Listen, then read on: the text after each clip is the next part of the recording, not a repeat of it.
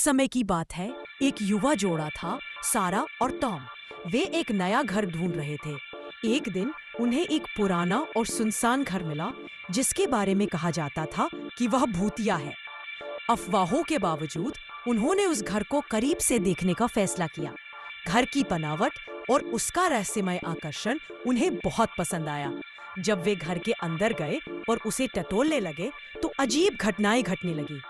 दरवाजे अपने आप बंद हो जाते और दीवारों के पीछे से अजीब आवाजें आती। फिर भी सारा और टॉम ने वह घर खरीदने और उसे ठीक करने का निर्णय लिया। लेकिन जैसे जैसे उन्होंने मरम्मत शुरू की, हालात और भी डरावने होते गए। वे अजीब और भयानक अनुभवों से परेशान रहने लगे।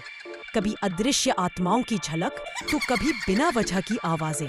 उन्होंने इन घटनाओं को नजरअंदाज करने की कोशिश की और काम जारी रखा, लेकिन वह भूतिया असर दिन ब दिन बढ़ता ही गया।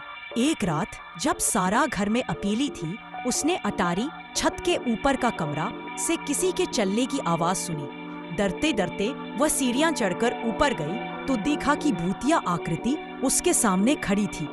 वह आत्मा बोली कि यह घर पवित्र मूल निवासी भूमि पर बना है और वहां की आत्माएं बहुत क्रोधित हैं। आत्मा ने चेतावनी दी कि यदि वे घर ना छोड़ें तो उन्हें इसका गंभीर परिणाम भुगतना पड़ेगा। सारा और टॉम ने आत्मा की चेतावनी को गंभीरता से लिया और तुरंत घर छोड़कर चले गए।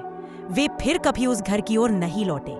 वह घर फिर से वीरान हो गया और उसकी भूतिया किस्से और भी ज्यादा फैलने लगे। आज भी वह घर इलाके के सबसे डरावने स्थानों में से एक माना जाता है। कहा जाता है कि जो भी उस घर में जाने की हिम्मत करता है, वह फिर कभी दिखाई नहीं देता।